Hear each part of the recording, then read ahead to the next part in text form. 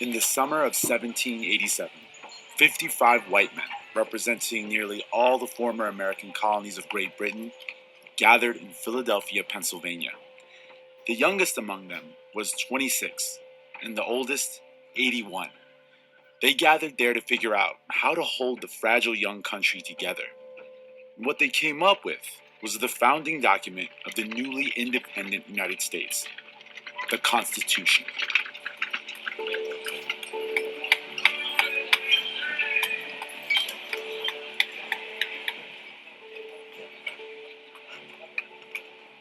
If you know anything about summer in Philadelphia, you know that it's hot, really hot, especially if you're wearing a powdered wig and weirdly thick colonial garments, which most of the delegates would have been wearing.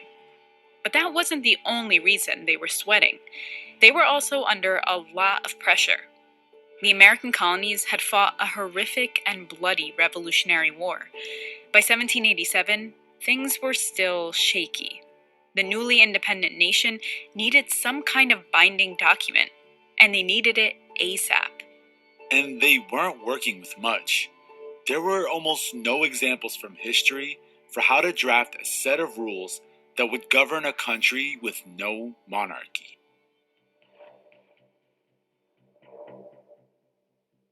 And here's the thing.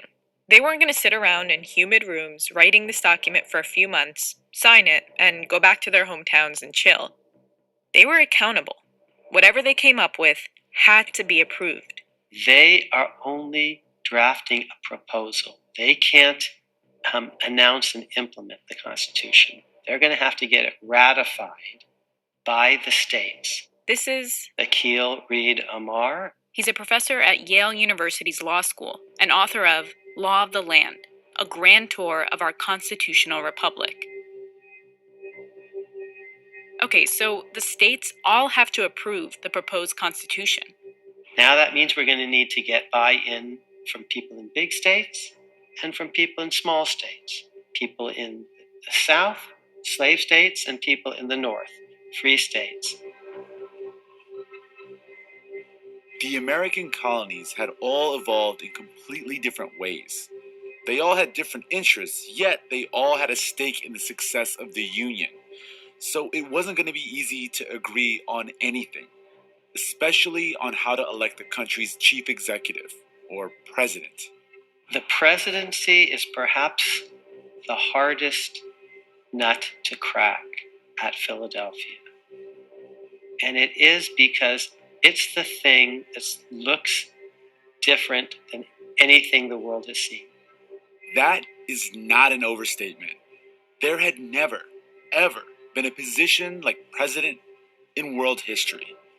It appears to me, then, little short of a miracle, that the delegates from so many different states should unite in forming a system of national government so little liable to well-founded objections? It's hard to imagine today, but at that time, no one could have been sure the Constitution would work. Those words you just heard, that was George Washington. Even he was unsure the damn thing was going to work. That was the vibe.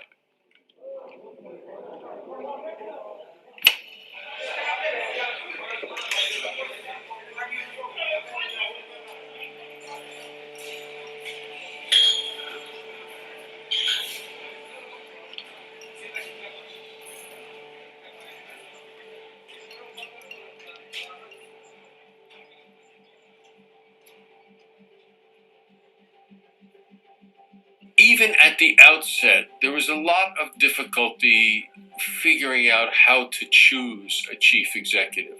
This is Alex Kesar. And I'm a professor at the Harvard Kennedy School, and the name of my book is Why Do We Still Have the Electoral College? The default position as the convention began was that Congress would choose the president. In other words, the legislature would just straight up pick the president on behalf of the voters. Several delegations from states like New Jersey and Virginia proposed their own methods for doing this, and then they took the temperature of the room, tested the idea out with a straw poll. Each time after they would have a straw vote, they began to back off and people would criticize it, say this is not a good idea. If Congress chooses the president, there is no separation of powers. The possibilities of corruption are enormous. Let's not do this. So then they would toss around other ideas. Other ideas, like maybe governors of each state could vote for the president, or a small appointed committee would select the president. These were quickly rejected. And then things got spicy. Someone proposed an idea that might seem obvious to us today. Each voter casts a ballot directly for the candidate they want. Whoever gets the most votes is president. A popular, direct vote. James Madison, the foremost thinker behind the Constitution, favored that. That seemed to him, in theory, to have the fewest risks and the most possible benefits. The people at large was the fittest in itself. It would be as likely as any that could be devised to produce an executive magistrate of distinguished character. There were a variety of objections. People thought that the country was simply too dispersed, and most people could not be familiar with the possible candidates. Even if we think ordinary people are good, ordinary voters, at picking members of the House of Representatives and good at picking their governors, that's because they know who's good in their locality, who's good in their state. But they might not know who's good halfway across the continent. In 1787, information moved slowly. The post office was just beginning, and it was difficult to really know politics beyond the local level. But, okay, let's be real here. That sounds a bit like an excuse, right? Maybe you're thinking, the framers of the Constitution, as mostly landowning white men, might have thought it was dangerous to allow a direct election system. I think that among the framers, there were numerous people who did distrust the people.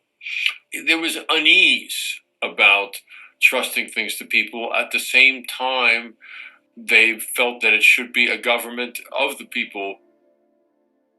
As we'll see, the ideas behind the Constitution are riddled with contradictions. The word democracy, as we know, in the late 18th century was a word that had negative connotations. It had overtones of mob rule and chaos. It was equally desirable that the immediate election should be made by men most capable of analyzing the qualities adapted to the station, and acting under circumstances favorable to deliberation, and to a judicious combination of all the reasons and inducements which were proper to govern their choice. These are the words of Alexander Hamilton, the most in vogue framer right now. He wasn't so excited about the idea of a direct popular vote. It was also peculiarly desirable to afford as little opportunity as possible to tumult and disorder. This evil was not least to be dreaded in the election of a magistrate who was to have so important an agency in the administration of the government as the President of the United States. Yes, there is a distrust. My reading of the records is that distrust was not paramount, in part because the people were a circumscribed group. People did not mean, everybody, did not mean every male, etc. It likely meant, although it varied by state, property owning or at least tax paying adult white males. So, even though the framers weren't fans of a direct popular vote, they did believe that people should choose their leaders through elections. They did believe in democracy. Yet, according to Akil Amar, there was another major obstacle for the idea of people directly voting for president. In one word, slavery.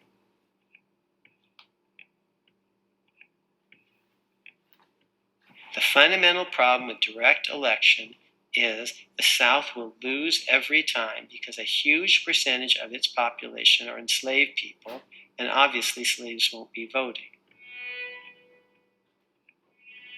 The right of suffrage was much more diffusive in the northern than the southern states, and the latter could have no influence in the election on the score of Negroes. And I'm not making that up. That's what James Madison from Virginia says behind closed doors at Philadelphia, when James Wilson from Pennsylvania says we should actually have a directly elected president. And Madison says, oh, I'm in favor of direct election. You're right, James Wilson. It's a really good system, but there's just one problem. I've been doing the math, and if we do it this way, the people in the South will lose every time. Now, I'm willing to make that sacrifice, but of course, as soon as he says that, the cat is out of the bag, and everyone else in the South is saying, well, you might be willing to, but I'm not. And Madison maybe is counting on all of that, because if you just have direct election, the South will lose every time. And that's going to be a deal breaker, possibly in the South. Madison says a national popular vote would disadvantage my region of the country. The way he saw it, a direct popular vote would threaten the economic interests of southern slaveholding states because, well, a big chunk of their population were enslaved people who weren't allowed to vote and didn't count towards their population numbers. And since they had a smaller number of eligible voters, basically landowning white men, than northern states, they'd pretty much always be at the mercy of those free states. And this is where the 3/5 compromise comes in. Here's how it worked. In order to pad their population numbers, southern states wanted enslaved people in their states to count. Why? Well, because the bigger your state's population, the more money you'd receive from the federal budget. And the more representation you'd get in Congress. More people, more money, more power. But the northern states were like, wait a minute. So you don't consider enslaved people to be humans because you treat them like chattel, but you want to count them towards your populations? That isn't going to work for us. And the southern states were basically like, well, we don't give a damn what works for you. If you want us to be part of the Union, we're going to need our enslaved people counted. And so, after a series of debates, northern delegates reached a deal with southerners. Enslaved people would count as 3/5 of a human being towards the population numbers. I know, it's really disturbing. Okay, so back to the Constitutional Convention. Many delegates from slaveholding states wanted that racialized population calculus carried over to electing the president. Direct popular vote wasn't going to work. Alex Kesar says they needed some kind of representative body to elect the president, a kind of mini Congress. But some northern states, like Massachusetts, opposed the compromise. So they went around and around through the summer. That's the basic story. And they could not agree. And on top of all that, the convention was running out of time. They're starting to run up against a couple of different clocks. One was that they had more or less committed to coming out with a plan for this new constitution and to get it ratified by the early fall. And then another very mundane but very real clock was that people were starting to get tired, maybe drifting off, going home, not staying there. And if you started to lose representation from a state or two, that could damage the whole effort of producing this new constitution. So what did the delegates do when things got stressful and difficult? They took a break. So what happened, in effect, was that the convention decided on taking a vacation for a week and appointing a committee called the Committee on Postponed Parts to deal with various things they had not been able to resolve. So they basically just handed off the work of ironing out the details to an even smaller group of delegates. And they came up with a plan they thought could win enough support from both northern and southern states. They presented it, and after a few modifications, it was accepted by the convention. They didn't give it a name at the time, but it would come to be called the Electoral College. Akil calls it Electoral College version 1.0. That's the original system. And what it basically said was, we're not going to elect a president by direct popular vote. Instead, each state will be assigned a number of electors based on the number of seats that it has in the House of Representatives plus the number of seats it has in the Senate. What are electors? They're people that are picked to select the president. How are the electors themselves picked? Any way the state legislature chooses. Any way the state legislature chooses. This kind of ambiguity would come back to haunt the system later. Anyway, by the end of 1788, the Constitution was ratified. They'd done it. They'd created the world's first complete, codified, national constitution. But wait, let's stop and ask a few questions. When the framers made the deal to include the Electoral College in the Constitution, who ultimately benefited the most? Well, the answer is both states with small populations and the slave-owning states. As a result, a state like Virginia with a huge slave population gained advantages. 7 of the first 12 American presidents were from Virginia. The system is basically one that's going to give the slaveholding South a leg up, and especially a big slaveholding state. The Electoral College is really about the fears of the southern states at the founding of this nation, that the larger northern states would dominate. This is Carol Anderson. She's a professor of African American Studies at Emory University. Carol says that ultimately what the South wanted was safeguards. They wanted guardrails all the way through the Constitution that would protect slaveholder power. The Electoral College was a compromise. Like many things in the Constitution, it was created by imperfect people in a very imperfect situation. And from the records they left, it's pretty clear that most of the delegates at the Constitutional Convention thought it was just the best they could do under the circumstances. The most plausible of these, who has appeared in print, has even deigned to admit that the election of the president is pretty well guarded. I venture somewhat further, and hesitate not to affirm, that if the manner of it be not perfect, it is at least excellent. There are 2 pieces of evidence right there in the Constitution that confirm this. First, they included an amendment process so that the Constitution could be updated as needed. And second, they actually expected that the Electoral College would fail sometimes. As in, no one candidate would get a majority of votes. So they created a failsafe where the House of Representatives would vote for president if that happened. We tend to think of it as a kind of minor add-on, but it was a central part of the architecture that they created. And many of the framers believed that the president would not often be chosen by the Electoral College. I do think that the version that emerges from Philadelphia and is ratified up and down the continent is understood as 1.0. And in the very process of adopting the Constitution, ordinary people say, dudes, you made some mistakes. You forgot the rights, for example. The Constitution is crowdsourced. Even as they concluded the Constitutional Convention, they were alluding to the fact that this was an experiment and that they did put an amendment process into the Constitution, and thus what they had decided to do could be improved upon if necessary.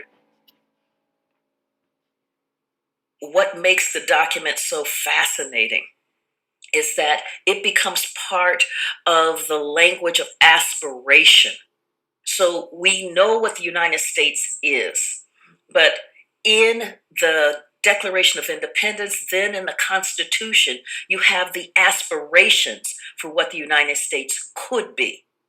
We hold these truths to be self-evident. Well, if it's self-evident, son, here I am.